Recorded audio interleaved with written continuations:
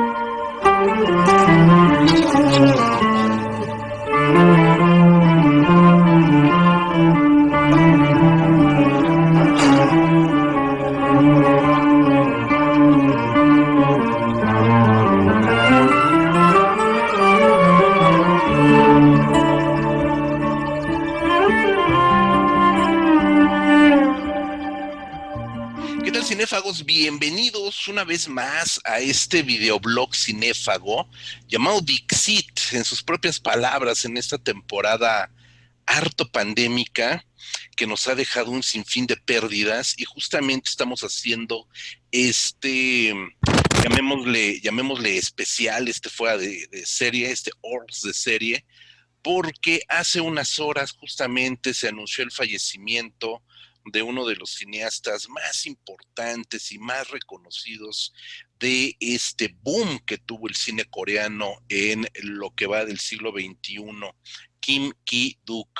Y para hablar, por supuesto, de la obra de tan importante cineasta, tengo el enorme gusto y el gran honor de tener como invitado al maestro Jorge Grajales, que si alguien sabe de cine asiático, de cine coreano y de Kim Ki-duk, eres tú, mi querido Jorge. Bienvenido. ¿Qué tal? Pues muchísimas gracias por la invitación. Lamentablemente se debe a esta infausta muerte de este cineasta, un cineasta polémico.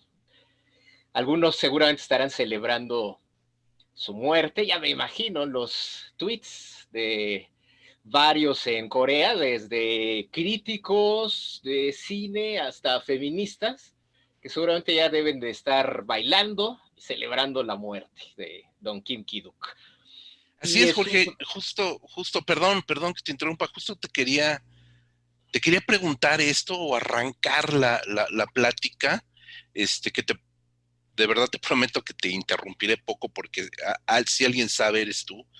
Kim Ki-duk es un cineasta o fue un cineasta cuya obra en México es ampliamente celebrada. Tuvimos el gusto de ver prácticamente toda su filmografía, sobre todo la primera parte de su filmografía, gracias a ti. Quiero que quede bien claro que el introductor del cine de Kim Ki-duk en México eres tú, Jorge. Tú lo comenzaste a exhibir en los maratones del Centro Cultural José Martí, pues prácticamente hace 20 años.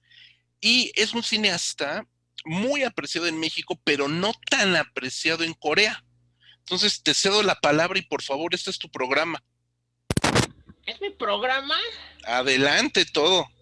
Bueno, no, pues tampoco. El chiste es tener como esta pues interacción, ¿no? Que me parecería que sería más rico que dar yo aquí mi soliloquio. Porque es un cineasta que sí está abierto a analizarse de manera bastante, pues, bastante complicada desde diferentes ópticas el cuerpo fílmico de de Kim Ki-duk. Y aquí para que, insisto, no quede nada más así como esta visión muy en lo particular, pues sería interesante que intercambiáramos estos diferentes puntos de vista. Y Venga, esto, pues. fíjate que tiene que ver mucho esta naturaleza de la cinematografía de Kim Ki-duk, que tiene esta vertiente en Occidente y esa otra vertiente en Corea. Creo que le sucede, pues creo que a la gran mayoría de los cineastas que terminan representando, sin que ellos lo quieran, toda esa identidad fílmica de un pueblo, de una nación, o que por lo menos gracias a los festivales de cine, de cierta manera ellos son estos embajadores de su país. Y luego, tanto el público de ese país a lo mejor no está como tan a gusto que lo represente ese cineasta en el Exacto. extranjero. Y eso no es solo el caso de Kim Ki-duk, ¿no? Pues está aquí en México recientemente con Michel Franco, lo podemos haber atestiguado con Nuevo Orden, cómo ha sido premiada la película en Europa y cómo aquí en México su recepción ha sido pues bastante mixta. Hay gente que lo ha atacado mucho, hay otra gente que lo celebra. Y lo mismo ocurre con Kim Ki-duk. Luego tenemos esas nociones de que el tipo de cine que nos llega a través de muestras, de festivales, es efectivamente ese cine que representa una visión nacional. Y a veces se nos olvida que es una visión muy personal, que luego la queremos endilgar con un corpus identitario de una nación. Y el caso de Kim Ki-duk es bien interesante porque es un cineasta que estuvo completamente alejado del cine, del mundo del cine, hasta la década de los 90. A diferencia de la gran mayoría de los cineastas que están dentro de esta llamada nueva ola de cine coreano, Kim Ki-duk era muy ajeno. Y de hecho, el analizar la carrera, la biografía de Kim Ki-duk nos habla mucho acerca de Corea del Sur y nos abre un poquito más de este panorama de por qué ha sido tan atacado Kim Ki-duk en su país natal. Así que si no tienes algo más que agregar a lo que acabo de decir, no sé. Sí, es muy interesante lo que comentas, Jorge. De hecho, a lo mejor, hoy por hoy, hoy en día, la cultura popular japonesa, música, telenovelas, cine, ya tiene un arraigo muy especial en México. Creo que somos un país bastante buen consumidor de la cultura coreana. Dijiste Eh, japonesa hace ratito y te no, no, van no, a hundir. no, no me van a tundir, no, coreana, coreana, totalmente. Eh, ya tiene una presencia muy fuerte y muy arraigada, ¿no? En ese sentido, creo que aun cuando conocemos la obra de otros cineastas coreanos, Bong Joon-ho es el caso más sonado, sobre todo recientemente, a partir de Parásitos, la obra de Kim Ki-duk siempre se mantuvo como en un nicho muy especial, un nicho muy de autor, muy de arte, de ensayo, de la cineteca, algo que ya trascendió a Bong Joon-ho, ya él está como en un público más amplio, etcétera, ¿no?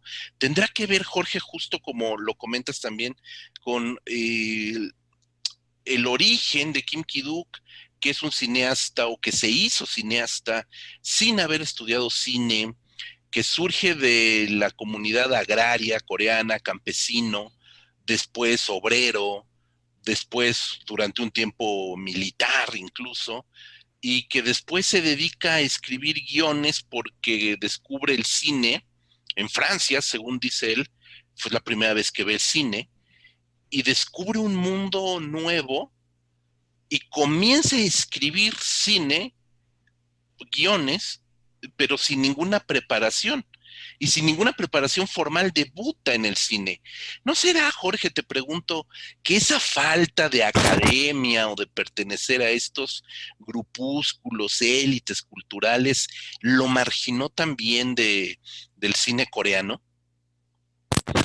Fíjate que sí, sí hay mucho de eso y el explorar a fondo la biografía de Kim Ki-duk, nos damos cuenta que muchas, si no es que la gran mayoría de todas sus películas tienen elementos pues autobiográficos y es un cine que es la representación como de todo un resentimiento, no solo de Kim Ki-duk como autor, sino de toda una clase social, de una Corea convulsa de la década del, pues, de los 70, fines de los 60. Él nació en 1960, estaba a punto de cumplir, si mal no recuerdo, el 20 de diciembre, estaba a punto ya de cumplir 60 años y pues él tuvo una infancia muy dura, muy terrible, que se enmarca en esta dictadura de Park Chung-hee, pues este gobierno militar de don Park Chung-hee que impulsó toda la industrialización de Corea, de dejar de que Corea del Sur fuese pues una nación agraria y se convirtiera rápidamente en una nación industrial. Y para eso hubo muchos, muchos sacrificios que pues se recrudecieron en la década de los 70, cuando viene pues la llamada Cuarta República por él, el régimen Yushin, esta etapa de renovación de Park Chung-hee que se había hecho en el poder a principios de la década de los 60 y en esta década de los 70, así como reeligiéndose a la mala y con esta instauración del régimen Yushin, pues aprieta las tuercas a toda esta industrialización, algo que se le empezó a llamar también el movimiento de las nuevas comunidades, el Samael Undong, que pues tuvo unas repercusiones bastante notorias pues, para Corea como una nación, porque fueron las semillas, los andamiajes de que Corea del Sur sea la nación que es hoy. Este poder económico que existe en el continente asiático. Se da ahí, pero ¿a costa de qué? A costa de explotación y de marginación y cosas que Kim Ki-duk desgraciadamente le tocaron vivir. Y toda su vida es tan trágica, me parece que es una misma película sacada de sus narrativas, lo que le tocó vivir, una película dirigida por el propio Kim Ki-duk. Su padre era un excombatiente de la guerra de Corea del Sur y Corea del Norte, y quedó herido, y él pues ya traía mucho resentimiento, y golpeaba desde muy pequeño a Kim Ki-duk, y ellos vivían pues en esta provincia, si le podemos llamar así. De hecho, sí le podemos llamar así porque eso es lo que era, ¿no? Esta provincia coreana, en el momento en el que las áreas urbanas, sobre todo Seúl, se está pues volviendo muy cosmopolita, se están viendo estos frutos de esta industrialización en las áreas urbanas, pero en las áreas rurales pues hay todavía mucho abandono, mucha marginación.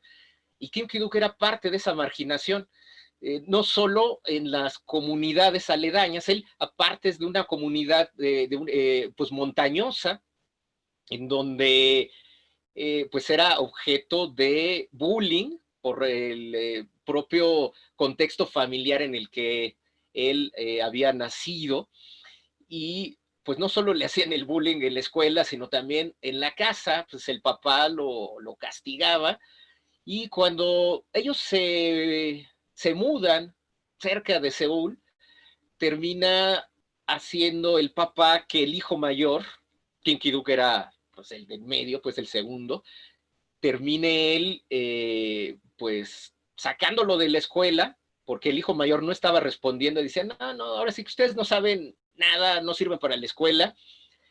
Kim Ki-duk ya estaba en una escuela agraria, saliendo de la primaria, era una escuela secundaria en donde pues iba a tener toda esta instrucción agraria y la preparatoria seguras, pero el papá dijo, naranjas, se me sale a trabajar porque pues creo que mis hijos no salieron bien para el estudio. Y eso solo pues por los resultados del hijo mayor, ni siquiera por los de Kim Ki-duk. Entonces, pues desde pequeño empezó a tener estos trabajos, más bien ya, pues teniendo él 16 años, ya habiendo salido de esta secundaria trunca, pues termina haciendo una gran variedad de trabajos en donde pues también era objeto de este desprecio y de este bullying, pues porque venía de provincias. Y hay que aclarar que sí hay muchas diferencias en el habla coreana y era algo muy marcado en ese momento de transición. Estamos pues hablando ya de mediados de la década de los 70s, en donde sí existía este señalamiento a la gente coreana que venía de las áreas rurales y la manera en cómo hablaban. Entonces, pues tuvo diferentes trabajos, desde trabajar en chatarrerías, de estar en pues todas estas manufactureras que se empiezan a consolidar en la década de los 70 en Corea. Y curiosamente, en uno de estos trabajos, haciendo manufactura de superconductores, él desarrolla pues otra máquina que desarrollaba eh, pues 2.700 de estos superconductores al día y se asombraron mucho en su trabajo. Dijeron, ay, este chamaco es muy inteligente. O sea, pues lo empezaron a pues a alabar, pues, pero eso no duraría mucho y pues iría de trabajos en trabajos hasta que pues decide eh, escapar de este ambiente muy opresivo que tenía en estos diferentes trabajos, en su casa, donde pues sistemáticamente era golpeado por su padre, y es cuando viene el cambio de administración en Corea, donde, bueno, no que llegue el cambio de administración así porque sí, sino que asesinan a Park Chung-hee, uno de sus allegados, y esto provoca que a principios de los 80 llegue otro militar al poder, a la mala, Chung Do-hwan, y es en este nuevo régimen militar de la década de los 80 que aprovecha Kim Ki-duk pues para enrolarse ahí. Estaban buscando gente que pues tuviera ganas de meterse a la milicia, cosa que la verdad muchos jóvenes en aquella época no estaban de acuerdo. Obviamente después de estos casi 20 años de este gobierno militar de Park Chung-hee y después ahora con este inicio de Chung Do-hwan, lo que menos querían los jóvenes era asociarse con la milicia. Pero dado el bagaje que traía Kim Ki-duk, fue una manera de escapar de su casa. Dije, no, yo me voy, vámonos. Y pues estuvo ahí y el entrenamiento fue aún peor. O sea, salió de un lugar donde lo estaban explotando y el lugar a donde fue pues, este ejército coreano lo sobajó todavía aún más, a tal grado de que fue objeto de un juicio marcial en donde quedó encarcelado porque supuestamente no reportó un navío norcoreano, cosa que aparte pues a él no le correspondía sino a su superior, pero pues le echaron la culpa a él y terminó siendo encarcelado y abusado. Entonces, entre todos este tipo de situaciones de abuso sistemático, pues calaron hondo en él. Una vez que sale del sistema militar, se mete a, pues a un grupo religioso en donde empieza a estudiar cuestiones religiosas y decide convertirse en predicador. Y es ahí en donde pues entra en contacto con elementos tanto budistas como cristianos. De hecho, él estaba en una pues iglesia que ayudaba a los discapacitados visuales. Y ahí también pues tiene el contacto justamente con toda esta gente con la que él ya se identificaba, estos desclasados, los que no tenían voz, los sojuzgados, los sobajados por el sistema rapaz que estaba pues tratando de convertirse en una nación hiperindustrializada.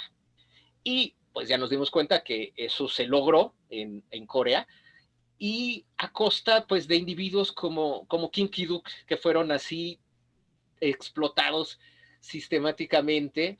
Y pues una vez que escapa todo ello y entra en contacto con sí mismo, con la apertura de la cuestión religiosa en su persona, pues decide irse a Europa con un dinero que había juntado. Él ya se había interesado desde niño en la pintura, pero pues ahora sí que los golpes no se combinan con los hobbies para desarrollarlos, y él a final de cuentas pues termina en una situación en donde ya es libre de poder explorar este hobby, y se va entonces a estudiar de una manera muchísimo más profusa pintura por allá en Europa, en Francia, en donde pues termina siendo un artista callejero.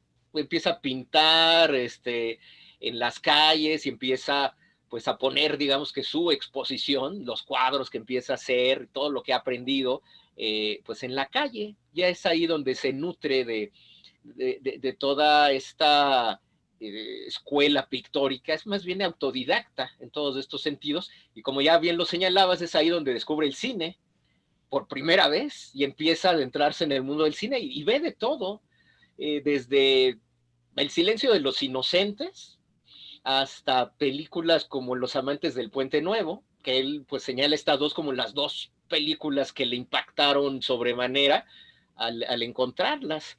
Y es ahí en donde pues le nace esta idea de querer ser más que cineasta, pues guionista, como ya también lo mencionabas. Él regresa a Corea a principios de los 90, por ahí del 93, una vez que Corea ya entra en esta democratización, ya hay democracia en esta Corea del Sur, y el cine se está impulsando mucho. Hay indicios ya de pues toda una nación cinéfila que estaba siendo objeto pues de toda esta represión sistémica que explota de pronto, y entonces hay pues muchas maneras de adentrarse al cine para estudiar.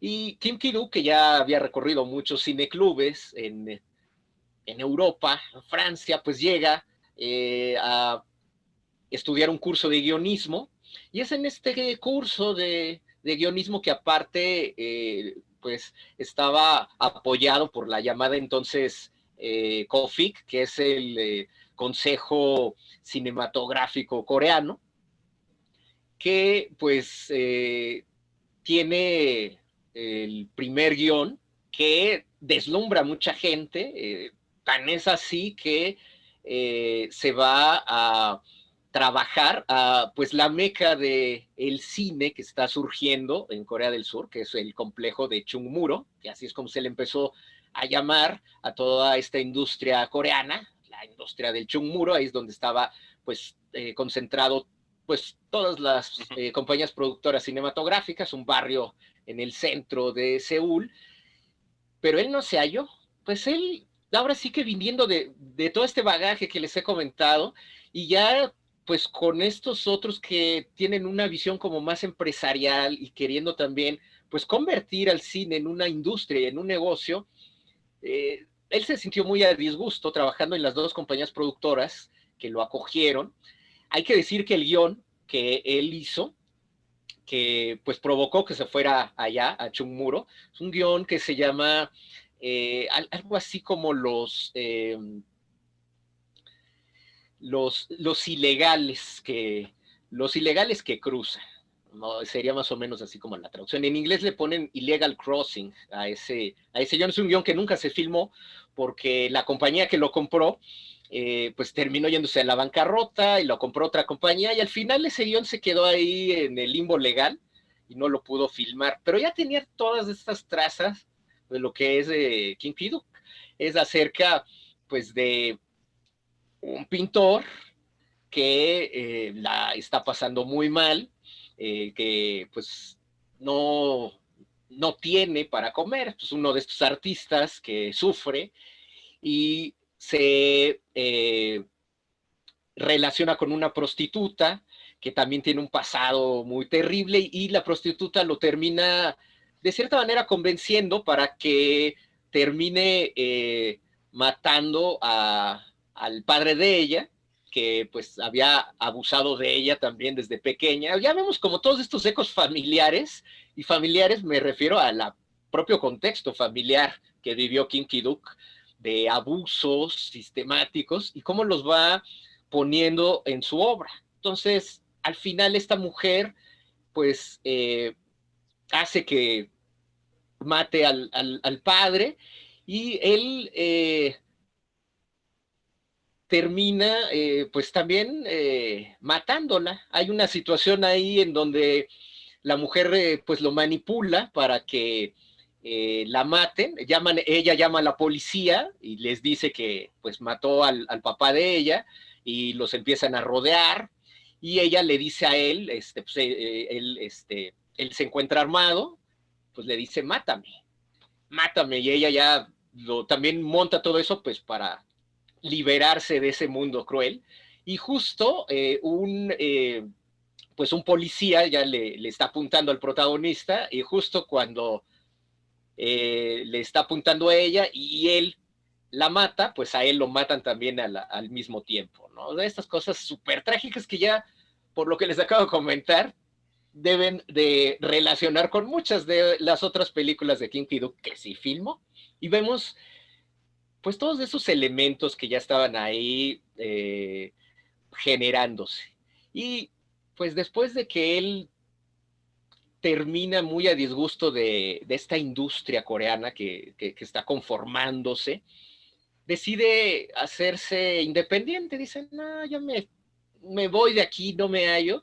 Y él sigue haciendo guiones de manera independiente hasta que vende el primero, que se llama Cocodrilo, Hago, que está basado en un hecho real. Contaba Kim Ki-duk acerca de estos hombres que se suicidaban en el puente del río Han, y que había unos pescadores que se dedicaban a sacar esos cuerpos y se los llevaban a los familiares pues de estos personajes que se habían suicidado ahí. Bueno, pues hasta les pedían dinero, ¿no? Por rescatar a sus familiares que se habían suicidado. Y eso le inspira la película de Cocodrilo, que habla acerca de pues un hombre que rescata a una mujer que se suicida, bueno, que tiene un intento de suicidio y la rescata solo para violarla, aparte. Y se da una relación de amor entre ellos muy, muy compleja, muy complicada, que, spoiler, para quien no haya visto Cocodrilo, pues terminan muriendo todos en la película, ¿no? Y ya de ahí, pues vamos a tener este tono de las películas de King Ki-duk. Vamos a tener todos estos elementos que hablan de el resentimiento, pero hacia estas clases que no voltean a ver a quienes construyeron pues todo lo que Corea es hoy día, ¿no? Los que ahora sí que se fletaron y que pues fueron despreciados, toda esa gente que no tuvo voz o que no tiene voz. Es por ello que también muchos de los personajes de Kim Ki-duk no hablan en las películas. Es una manera muy simbólica de decir, pues son los personajes que siempre han sido deprovistos de voz o que no tienen voz en la sociedad coreana contemporánea. Y eso, la verdad que sí molestó mucho a, a la intelectualidad coreana y a la sociedad en general, que veía como esta provocación de parte de Kim Ki-duk, este grito muy vociferante, aunque silencioso, a través de sus personajes, de decir, miren, o sea, es lo que no les gusta que veamos, pero aquí estamos, ¿no? Los que nos han hecho a un lado, las prostitutas, los homeless, los discapacitados, los que vivimos cerca de las bases militares. Toda esta filmografía de Kim Ki-duk pues está poblada de ese tipo de personajes que no fueron tomados en cuenta a la hora de esta reconstrucción de Corea, o que fueron dejados al lado, ¿no? Que los utilizaron y los hicieron a un lado. Entonces él viene como de un bagaje muy distinto, se siente como toda esta rabia, este elemento tan lleno de sazón, de resentimiento social, pero que incluso en varias de sus películas propone un cierto acercamiento que puede decir se puede dar, ¿no? Claro que se le ha criticado mucho en Corea desde esa película, desde Cocodrilo, por esta visión muy misógina que tiene Kim Ki-duk hacia todos sus personajes femeninos, que son... Pero no es misógina, ¿no? Creo que está maltratado Kim Ki-duk también en el concepto, ¿no? Porque si bien presenta estos personajes femeninos desarraigados, prostitutas, homeless, como bien lo dices, Jorge, gente que está invisibilizada por el sistema, yo, yo no diría, no sé, tu mejor opinión, realmente no es misógino, ¿no? Ni misántropo. O sea, no es, es un, es un tipo que está diseccionando lo que ha vivido y lo está presentando. Lo que pasa es que resulta incómodo, ¿no? A nadie le gusta que le señalen sus pecados. Y yo creo que uno de las grandes, vamos a ver que el cine de Kim Ki-duk tiene muchas virtudes, pero una de las grandes virtudes de su cine, sobre todo este primer cine, el de Cocodrilo, el de Animales Salvajes, es presentar en salas, en pantalla, llevarlo más allá de Corea también en festivales internacionales, a esa gente que el sistema se encargó de opacar. Yo creo que eso también, el tacharlo de misógino, misántropo, yo creo que es una venganza del sistema, ¿no? De decir, no quiero ver lo que me estás enseñando, porque son los cadáveres que tengo en el closet, ¿no?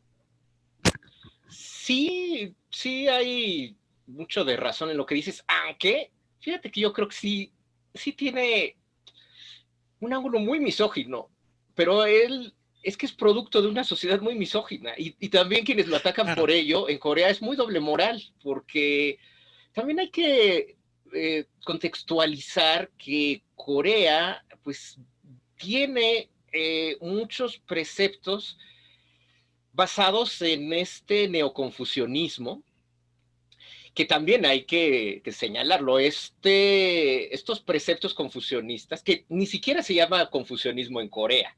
Esto es algo que los propios jesuitas, cuando llegan a Corea, pues lo clasifican de esta manera.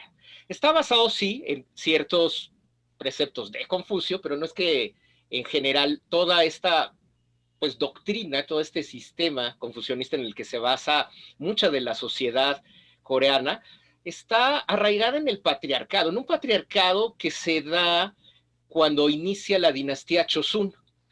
Cuando se inaugura la dinastía Chosun, para llegar, digamos que ahí al poder, esta clase, los Yangban, la clase alta, ellos pues orquestan toda una manera para poder sacar a los anteriores, y todo esto se basa mucho en un preceptos muy de Confucio, muy confucionistas, eh, que hacen que saquen a todos los que antes tenían estos pensamientos más budistas que estaban antes en la dinastía anterior. Y todo eso ha evolucionado y sigue estando muy, muy arraigado, porque estos preceptos en los que se basó esta dinastía Chosun, esta Yangban, bueno, es este privilegio también que tiene el hombre, esta sociedad patriarcal, que aparte a la mujer le va muy mal en todo ello. O sea, baste ver desde aquellas épocas estos como 7 elementos básicos, si mal no recuerdo, 7 elementos básicos que están dentro de el confucianismo que practican, que pues a la mujer no le permiten muchas cosas. Entonces, Kim Ki-duk realmente es parte de esta sociedad coreana, y estamos hablando de una sociedad coreana que está saliendo de este estado de lo rural, de lo agrícola, a lo industrial, pero de sopetón, por fuerza. Y estamos hablando de alguien que viene pues de un contexto muy atrasado en todos los sentidos, y que sus valores, sus códigos morales, en los que están construidos todos ellos, pues están basados en esto del confucianismo. Es algo que está muy dentro de este ADN de la sociedad coreana en general. No es tampoco una manera de justificación ni de disculpa, pero sí como de entender de dónde viene todo eso, porque también es muy fácil señalar y decir, claro, el misógino de Kim Ki-duk, decir, pues bueno, toda la sociedad coreana, y uno puede encontrar trazas de todo eso en distintos lados del arte que está siendo producido desde el siglo XX en Corea, y lo que las mujeres están empezando a decir a través del propio cine, de la poesía y de la literatura. Al final de cuentas, todos son víctimas sistémicas, y el hecho de pues, venir de aquello es algo que Kim Ki-duk pues nunca pudo resolver. Y de quitarse. Claro que lo podemos ver también de manera muy simbólica, muchos de sus personajes femeninos, como ver a la propia nación coreana siendo pues sobajada, violada, sojuzgada por este propio sistema. De esa manera también se podría interpretar. Y quedaría muy bien así, de no ser porque su conducta en la vida real nos revela otra faceta que pues sí nos pone muy en duda, y de, híjole, pues yo creo que el señor sí era muy misógino, ya es, sobre todo esto que ya vino a finales de su carrera, que significó esta tragedia para él, de estas revelaciones de varias de las actrices con las que trabajó, que aparte hay que decirlo, no eran grandes actrices, es decir, no pertenecían a este Star System, la mayoría de las que aparecen en sus películas, porque él seguía estando pues revelado en contra del sistema. Él estaba muy enojado, sobre todo con los críticos de cine, porque decía que gracias a los críticos de cine que empezaron a recibir mal sus películas, desde Cocodrilo, la gente no fue a ver las películas de Kim Ki-duk. Y es así que pues lo volvieron a marginar de la industria del cine. O sea, ya lo habían golpeado y marginado en la familia, en el sistema laboral, en la milicia, en todas partes. Y él entra al cine y se siente que lo están pues nuevamente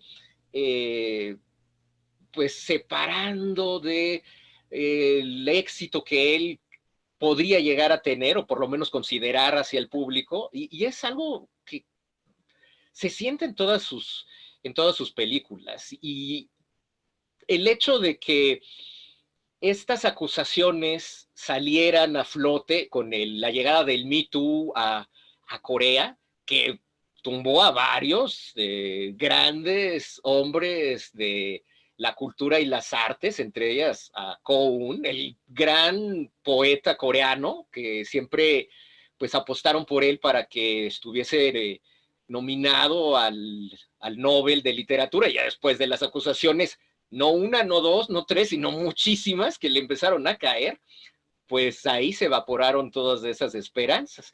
Y a Kim Ki-duk le pasó lo mismo, pero Kim Ki-duk es alguien que como ya había sufrido todo esto, él contraatacó.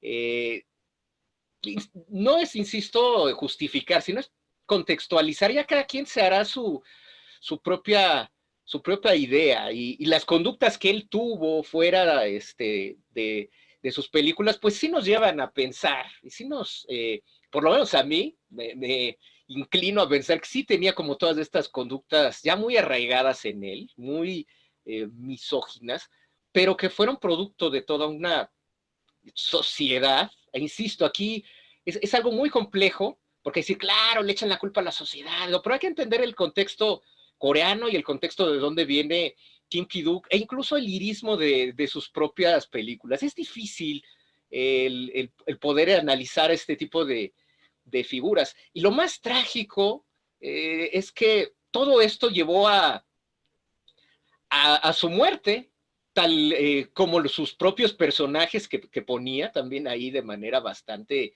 trágica. En este caso, bueno, él, después de que fue señalado por una de las actrices que aparecía en Moebius, pues entre Moebius y Pietà, que estas dos películas que significaron el gran regreso de Kim Ki-duk, después como de unos tropezones y de líos con la prensa que tuvo en festivales de cine, parecía regresar nuevamente a estas grandes glorias de esa época de los 2000 de Kim Ki-duk.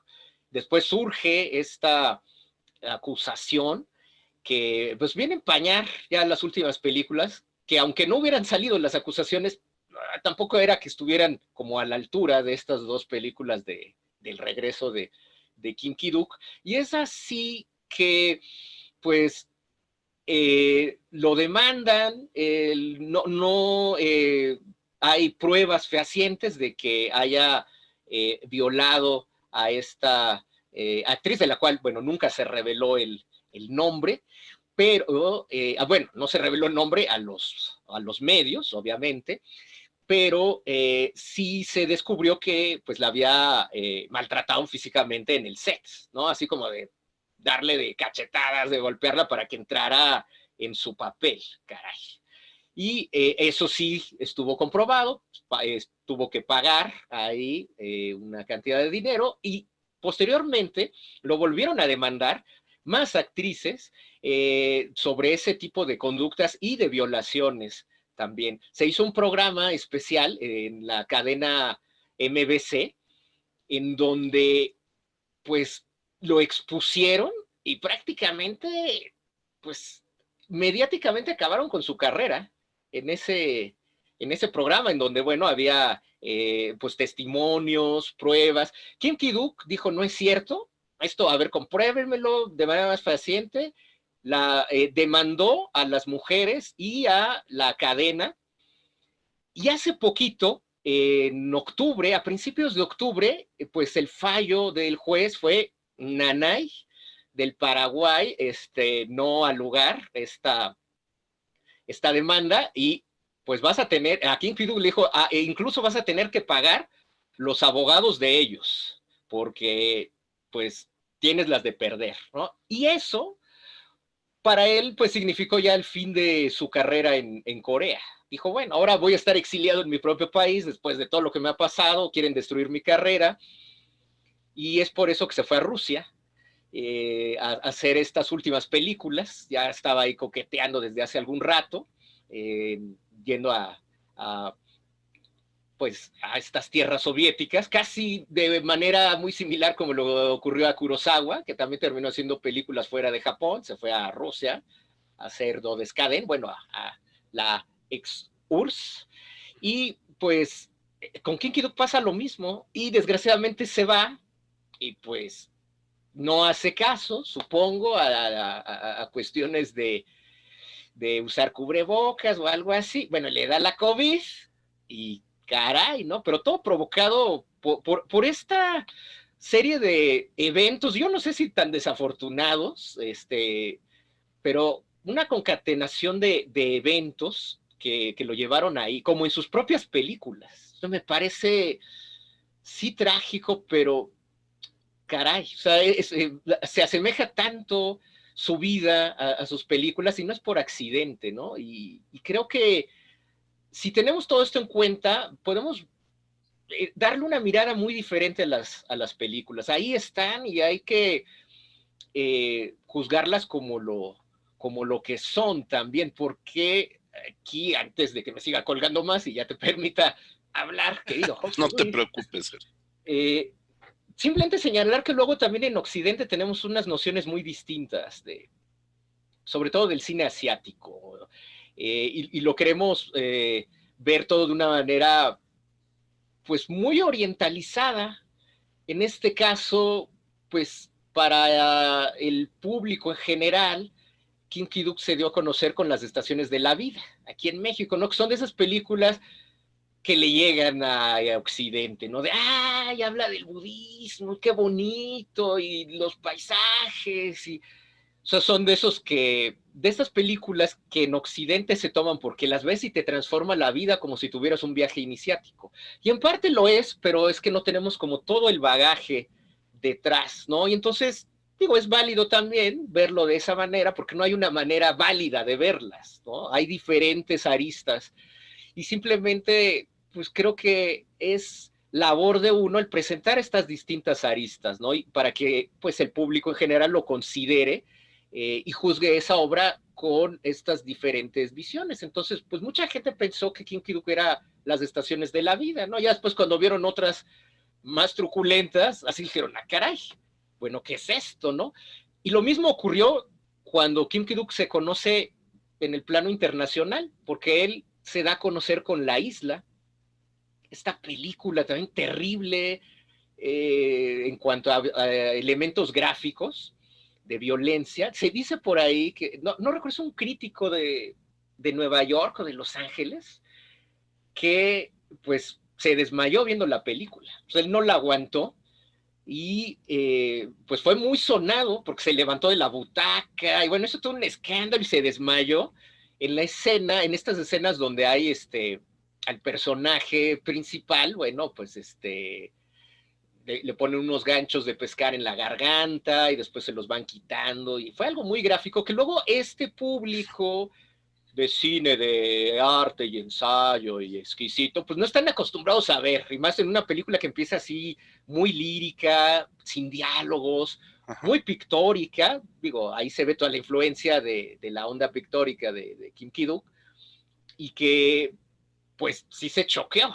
Entonces empezó a hacérsele una fama de, oh, este cine shock, ¿no? Vino como con toda esta andanada de cine asiático que los pusieron en el mismo saco, así de Takashi Miike, Hideo Nakata, Corea, Hong Kong, Japón, Tailandia, todo es lo mismo, ¿no? Todo es ese Asia, todo cabe y todo es Asia Extreme, todo es...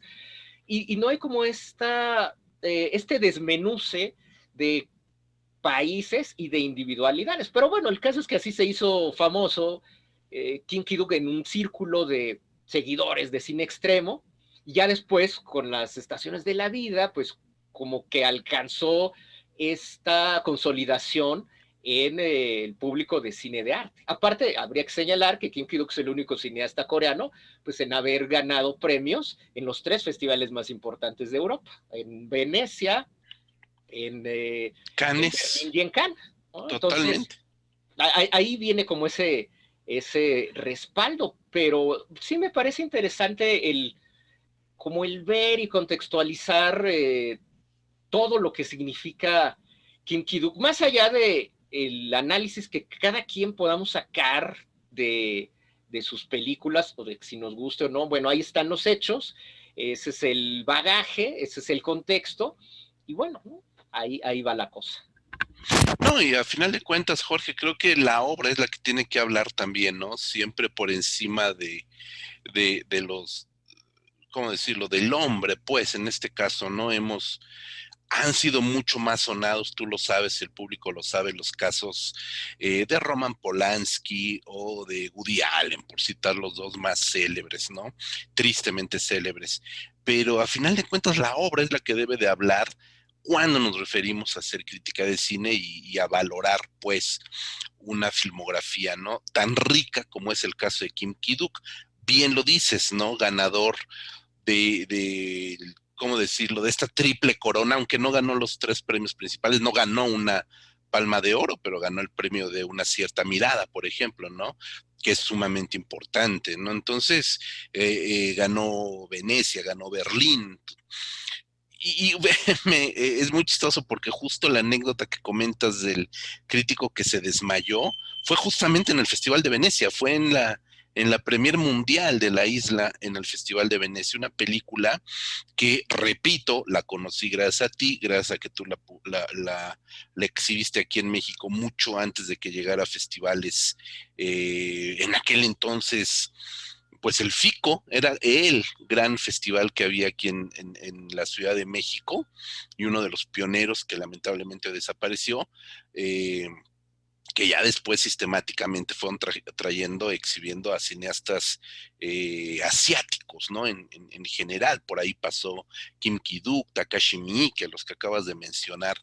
Y yo creo, Jorge, que sí podemos hablar de, de, de dos cines de Kim Ki-duk, ¿no? Porque definitivamente las estaciones de la vida y después el espíritu de la pasión que le pusieron aquí en México a Tree Iron, este tipo de películas que no sé si era la intención de Kim Ki-duk de sí buscar un público más refinado de festivales, donde sí se aleja mucho de Cocodrilo, evidentemente, de La Isla, evidentemente, incluso películas como, ¿cómo se llama?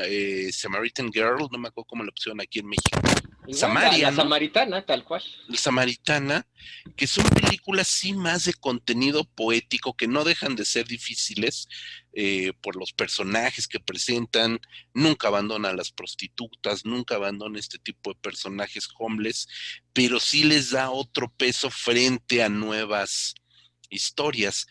Y yo creo que por ahí sí cae en un bache, justo como lo mencionas, donde hay películas que parecieran no ser de Kim Ki-duk, ¿no? Justamente hasta Piedad y Moebius, donde vuelve de una manera brutal con ese cine poderoso. Pero no sé si de alguna forma, Jorge, tú considerarías, no sé si la palabra suavizarse sea correcta, pero de alguna manera Kim Ki-duk sí pretende quizás ser un poco benevolente con su público, el público coreano, pues, para hacer que lo vean, para quizás hacer que lo valoren más y el experimento le falló porque esas películas ni gustaron al público ni resultaron ser tan contundentes. Fíjate que no creo tanto eso, porque la verdad, Kim Ki-duk sí era un personaje muy lleno de resentimiento hacia Corea, hacia los coreanos, hacia la industria de cine, hacia él mismo. Y Ok, eso uno lo ve a lo largo de entrevistas, de declaraciones. A él le enojaba mucho que, sí, que el público pues no fuera a ver sus películas y que se quedaran pues en cinitos así muy de arte y no llenaran tampoco. Aunque tenía ahí, pues sí, a sus defensores y sus fans, para él no era suficiente, ¿no? Ver a otros que llegaban y atiborraban las salas de cine. Recuerdo una anécdota que le ocurrió cuando presenta, creo que es esta película, la de Tiempo, que para mí ya son de las últimas películas, si no es que la que ya marca una decadencia. Es una película en donde sale este actor japonés, creo que es Joe Odagiri, el que sale ahí en Tiempo, y en esa cinta que aparte está, pues, producida por los japoneses, es una compañía llamada Happiness, y se hace una conferencia de prensa. Kim Ki-duk había jurado guardar silencio ya, porque no aguantaba la prensa, la crítica. Entonces él, antes de la de tiempo, dijo ya, así como sus personajes, ya de no voy a hablar, no voy a decir declaraciones. Y cuando viene pues la presentación de esta película, él esperaba meter un cierto número de personas, no recuerdo si 300,000 personas o algo así, era algo que estaba diciendo, dice, si no meto tanta gente a mi película con esto, las voy a dejar de traer aquí a Corea. O sea, casi casi ya me tienen harto aquí, que aquí no me aprecien, y en el extranjero sí, aparte, bueno, una película producida mayormente por una productora japonesa, se presenta ahí y bueno, pues empieza a dar también hay unas declaraciones que se le va la lengua, estaba muy enojado, se había estrenado en ese entonces El huésped de Bong Joon-ho, y bueno, se la acabó la película. Le preguntaron, oiga, ¿cuál es su opinión? Ya sabes, ¿no? El chacaleo que siempre hacen en estas entrevistas, en estas conferencias de prensa donde le preguntan de todo menos de la película, ¿no? Y entonces, obvio, le preguntaron, oiga, ¿y usted qué opina del éxito que está teniendo esta película de El huésped, ¿no? Gumul de Bong Joon-ho, que se convertiría en ese momento pues, en la película más taquillera de todos los tiempos en Corea del Sur. Y bueno, se la acabó, dijo, bueno, pues casi, casi pues es la película, es justo la película perfecta para el público coreano. Casi, casi como diciendo, pues, no saben apreciar y ahí tienen lo que se merecen, pura basura. Y bueno, fue criticadísimo y pues días después tuvo que sacar una disculpa, pero una disculpa muy al estilo Kim Ki-duk, así de perdón, pues quizá a la gente no le gusta lo que yo hago porque lo que hago es excremento y se dan cuenta que ese excremento pues les llega ese olor y no les gusta porque pues ya están más allá de eso, no les gusta ver lo malo y yo pues desgraciadamente reflejo todo eso y en fin, o sea, se empezó ahí a dar una disculpa supuestamente atacando sus propias películas, pero también poniendo a toda la sociedad de plano en un papel en donde él estaba muy peleado con todo eso. Insisto, es un personaje muy lleno de resentimiento. Y luego estas películas muy líricas tienen que ver con este periodo que él pasó en, en este estudio religioso, ¿no? Estudiando religión ya para convertirse en predicador, ¿no? Entonces, todas estas fases, ahora sí que las estaciones de la vida, pero de la vida de Kim Ki-duk, se ven en cada una de todas estas películas. Algunas no nos gustan, algunas nos chocan, en diferentes sentidos, pero todas, a mí me lo parece así, que todas son distintas aristas de Kim Ki-duk. Y de hecho no es accidente que en las estaciones de la vida él salga actuando y sea este monje que aparece en el episodio de invierno, que aparece con la piedra y que sube, es como muy sintomático de la propia carrera de Kim Ki-duk, como de todo este viaje que él ha tenido, decir, hasta aquí he llegado, porque pues ya más o menos era reconocido en Occidente, pero era también como el reconciliarse con sí mismo y con la sociedad, que nunca pues vio en él algo de provecho, por lo menos así a él le parecía. Él decía, es que yo quiero mostrar este otro lado de la sociedad coreana que no muestran, y yo formo parte de eso, ¿no? Quizá tampoco le perdonaban a algunos críticos que pues él fuese autodidacta, ¿no? Y que se hubiese construido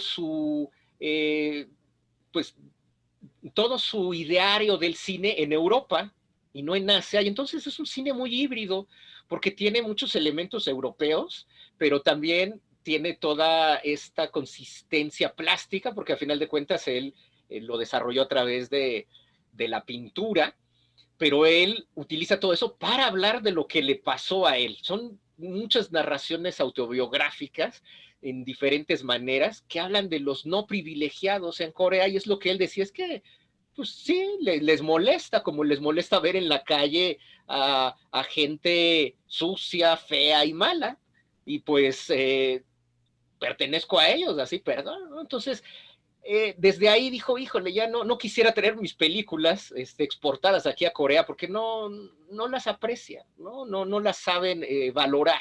Y desde entonces tuvo toda esta relación muy tirante. Y luego cuando lo atacaron también en cuando hizo esta película de Arirang, creo que fue en el Festival de Berlín, donde incluso ganó ahí, pero bueno, la prensa lo atacó y diciendo, no, es que esta película ya,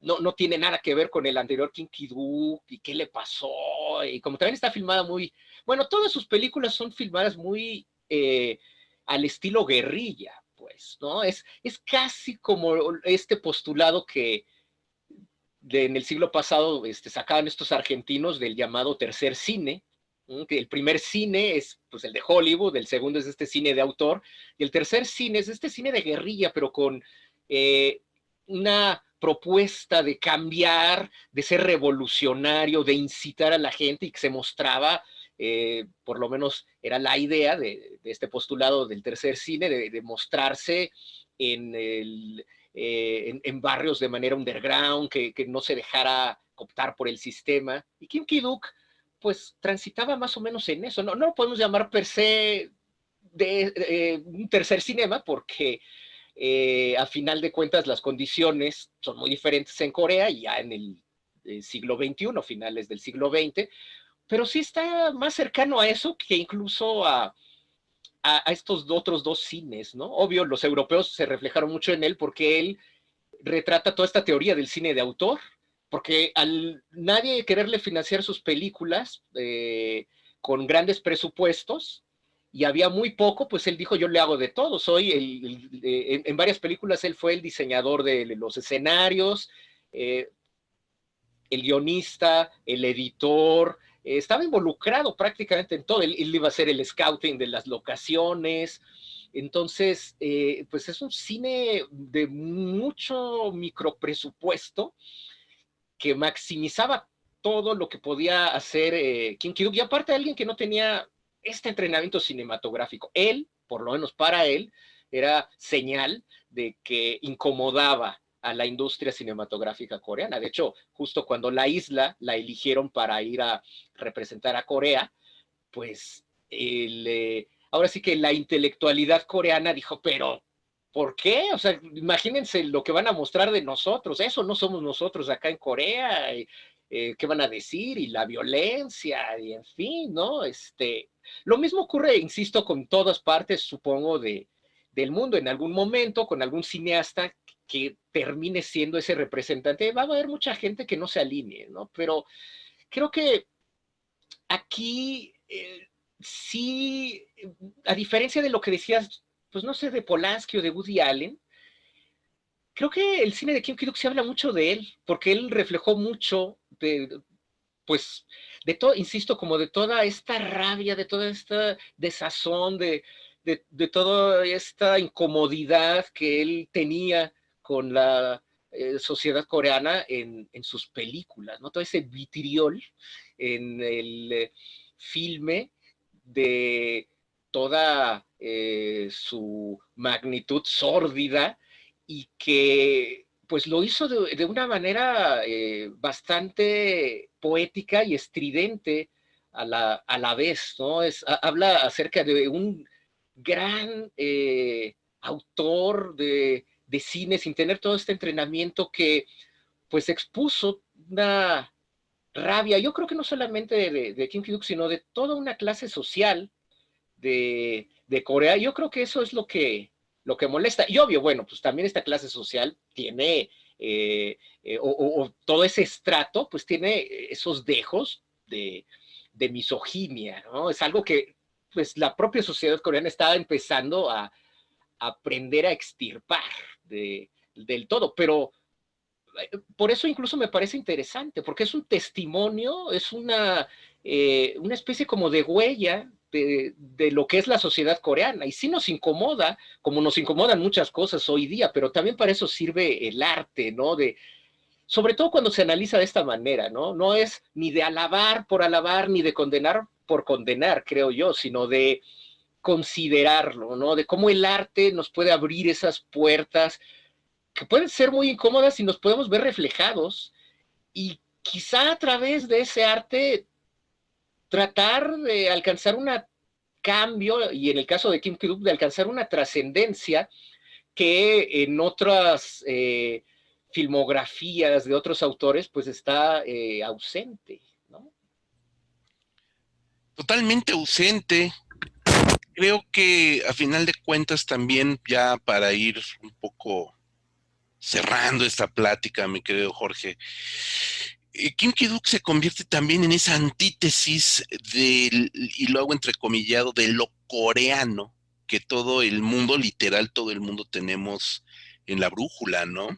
Toda esta perfección plástica y toda esta perfección estética de los y las coreanas que tenemos hoy en día en la pantalla, en las pantallas, y toda esta perfección también en el cine, en las series de televisión, en las telenovelas coreanas, que hay un momento, hay ciertos momentos, Jorge, tú lo sabes perfecto, resulta incluso demasiado artificial, ¿no? Demasiado plástico, demasiado perfecto. Creo que hay una ansia en los productores audiovisuales, vamos a dejarlo nada más en el terreno del audiovisual coreano, de representar una belleza y una perfección que termina siendo totalmente artificial y totalmente plástica.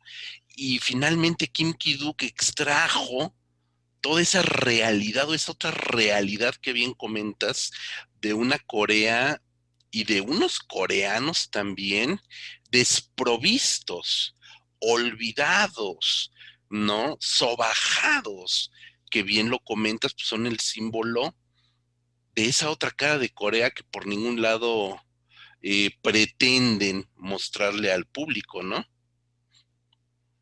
De hecho, creo que esta película de belleza que él escribe, Exacto.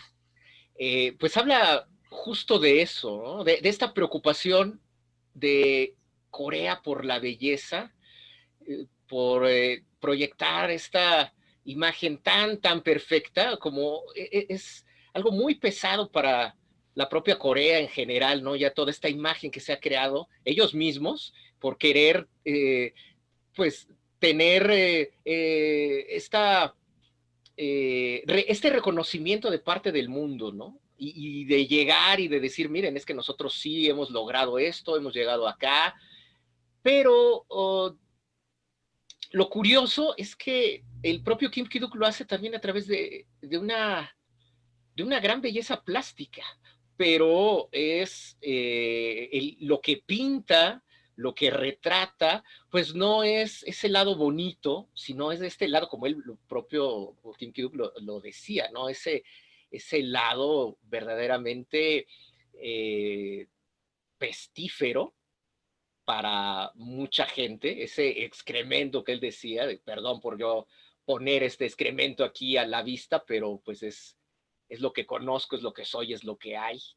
Y lo hace también de una gran manera, pero eso incomoda, porque incomoda a pues esta clase, eh, clase ya de la población coreana que ha llegado a un cierto estatus y que no le interesa ver ese tipo de cosas, ¿no? Quiere reflejarse en otros lados. Y me parece importante que haya una visión en el cine coreano enojada, con ira, que refleje todo eso. A final de cuentas, eso también es parte de esto que es algo que está intrínsecamente ligado con los coreanos, este ADN que es el llamado Han, este espíritu como de la tristeza, pero también como del remordimiento y del resentimiento.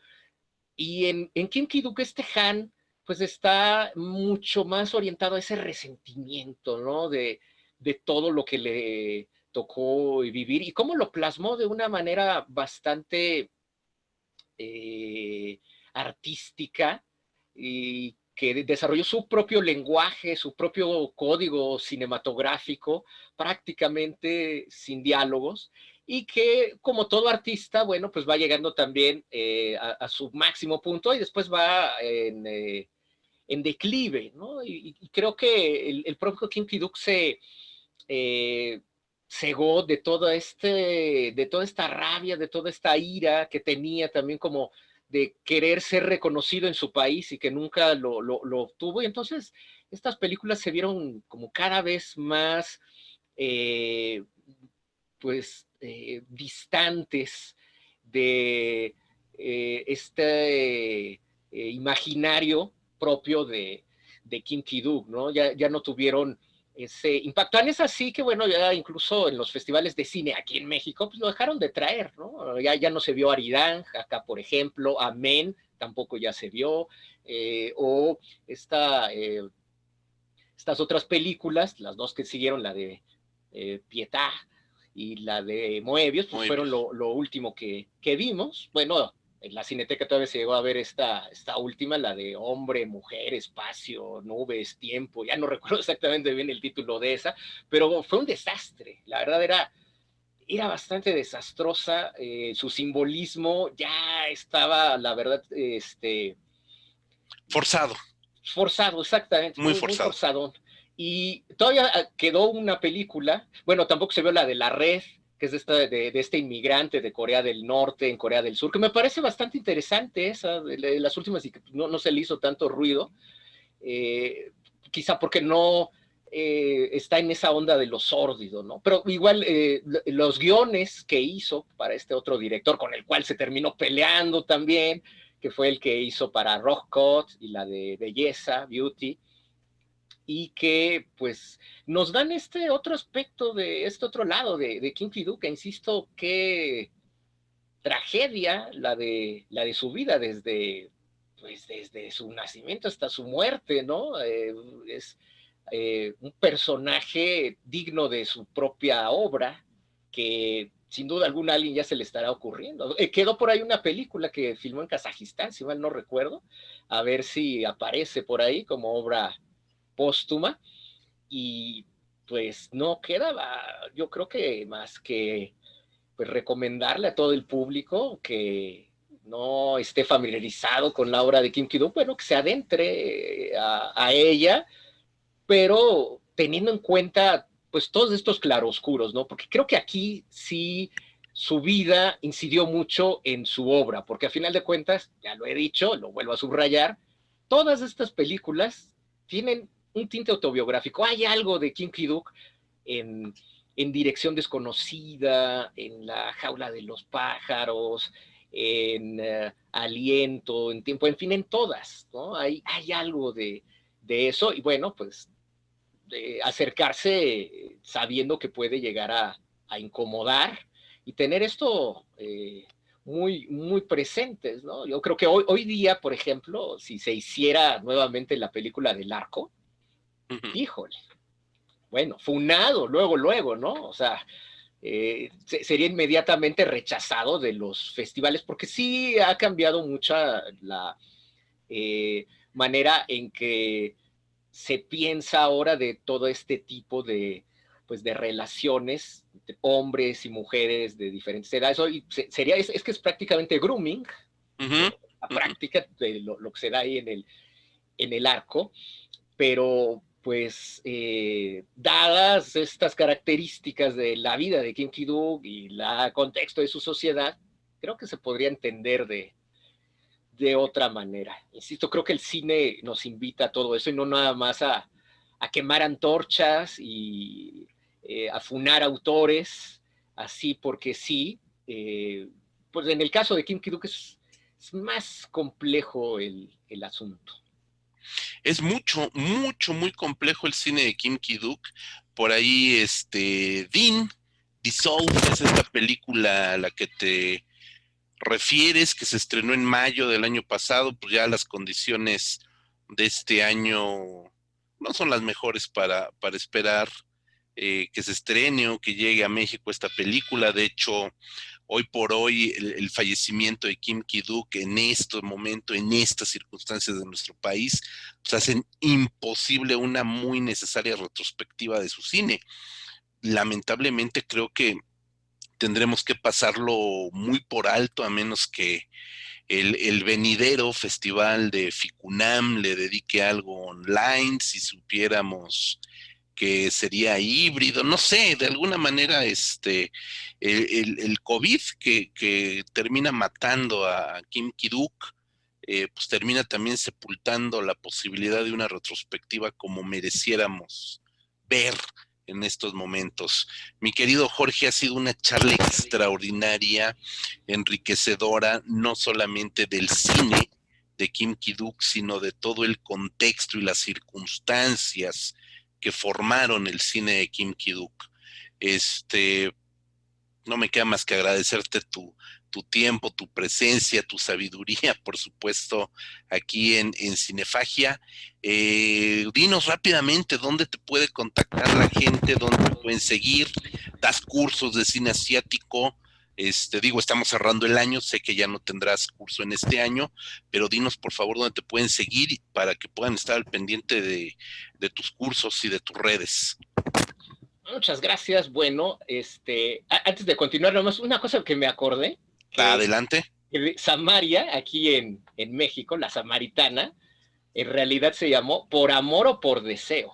Fuck. Por Amor o Por Deseo. No me Ya, acordaba. por si alguien estaba viendo el video y todo de, ay, pues no, que muy conocedor Kim Ki-duk, así no se llamó. Pues ya está, ya me acordé, ¿eh? Me acordé, así dije, claro, ¿no? Se llamó Por Amor o Por Deseo, así se llamó. Y bueno, entre paréntesis, La Samaritana. La Samaritana. Así se llamó Samaria, Samaritan Girl. Bueno, redes, rápidamente. Pues sí, estamos en... Pues Twitter no tengo, ya voy a abrir mi Twitter, va a ser deseo de año nuevo, porque pues ya me quedé muy atrasado en la tecnología, me rebasó, pero sí tengo Instagram, si me quieren checar, ahí en Instagram son puras carteles de películas, es mi cartelera del ayer ahí en Grajaligus, @Grajaligus, ahí en Instagram y en Facebook, ahí Jorge Grajales, hay muchos Jorge Grajales, hay uno que canta salsa, no vayan a seguir a ese, por favor, es el salsero. Bueno, ya si les gusta la salsa, pues allá ustedes, ¿verdad? Entonces sí síganlo, pero si les gusta el cine, síganme a mí, caray, ahí agréguenme, pues ya me ven aquí mi careto, pues ahí chequenlo, también ahí el de Facebook, que sí corresponda, no vayan a darle al de la salsa, que tiene una salsa muy famosa que se llama La Escalera. Mira, Yo, me ha llegado gente pues ahí de Colombia y todo, yo ya bien emocionado, ay, colombianas quieren ser mis amigas. No, pues es que me confundieron con Jorge Grajales, el salsero colombiano, caray. Entonces, chéquelo ahí. Y sí, estamos dando cursos a lo largo pues de esta pandemia. Decidí abrir la Grajademia de Estudios Superiores en Cultura Popular, en donde pues estamos abordando todo este tipo de desmenuces, así como estaba hablando ahorita de todo este contexto kimkidukiano. Bueno, pues hemos hecho lo propio, justamente con varias cosas coreanas. Hicimos por ahí uno de la historia de Corea, pero a través del cine, vista a través del cine, la historia contemporánea, he de decir, de Corea a través del cine, desde que se abren a Occidente, llegamos a la década de los 70, vamos a abrir un segundo módulo, donde va a ser de los 70 hasta el 2020, y hemos hablado, por ejemplo, también del cine de horror japonés, la historia del cine de horror japonés desde sus orígenes hasta la época contemporánea a través de 3 módulos: los orígenes del cine de horror japonés, el cine de horror japonés de la posguerra y el cine de horror japonés contemporáneo. También hice uno del cine de horror coreano, sobre los dramas precisamente coreanos, los dramas coreanos. Hice uno de el melodrama en Corea, por qué el melodrama tiene todo este impacto en los medios coreanos, específicamente en los dramas. Uno dedicado a Bong Joon-ho, analizar también y desmenuzar la obra de Bong Joon-ho. Y pues estamos haciendo también ahorita uno sobre aproximaciones al eroguro, esta característica japonesa de lo erótico, grotesco y sin sentido. Estamos desde los orígenes, en la época Edo, en estas estampas japonesas, antes de llegar a la década de los 20, que es cuando surge el eroguro.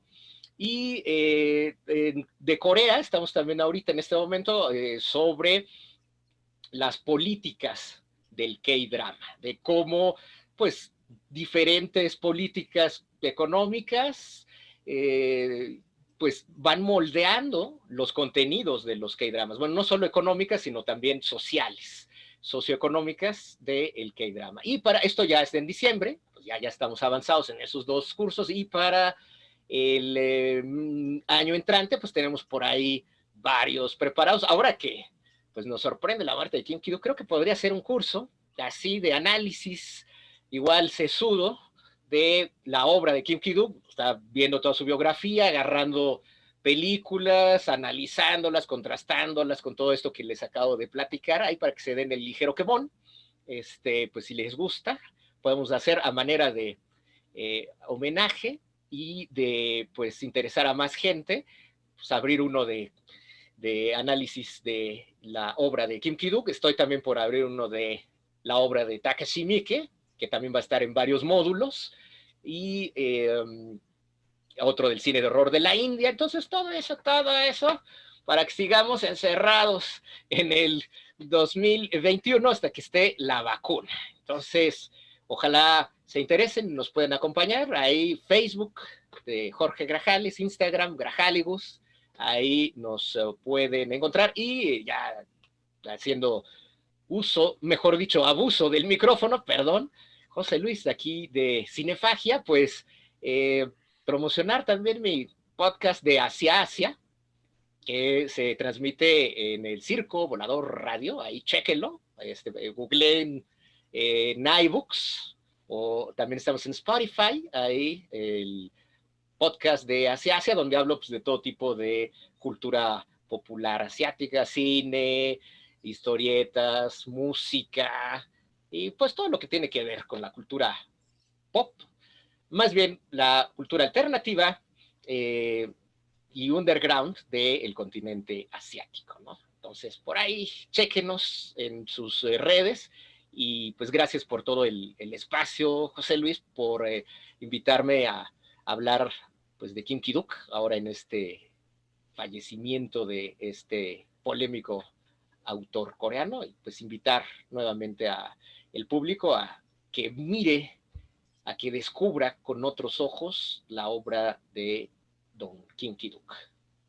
Así es, mi querido Jorge, ahí está la invitación, no solamente a redescubrir o descubrir la obra de Kim Ki-duk, si es el caso, sino también a todos y cada uno de tus cursos, que bueno, ya nos diste tus redes sociales, pero que en Cinefagia les estaremos dando compartir y retweet, si es que abres tu Twitter, y a estarlo compartiendo para que toda la gente aprenda más sobre este fascinante mundo de la cultura, no solamente cinematográfico, sino de toda la cultura artística de Corea, Japón y Asia en general. Muchísimas gracias, Jorge. Ha sido un gustazo tenerte en este triste pero necesario programa especial acerca de Don Kim Ki-duk. Ha sido un gusto. Al contrario, el gusto fue mío. Muchísimas gracias. Y pues ya lo saben, amigos, pues ya nada más comentarles www.revistacinefagia.com, Facebook, Twitter, Instagram, por supuesto Spotify, Amazon Music y demás sitios donde pueden escuchar este contenido y muchos otros más. Muchísimas gracias. Hasta la próxima.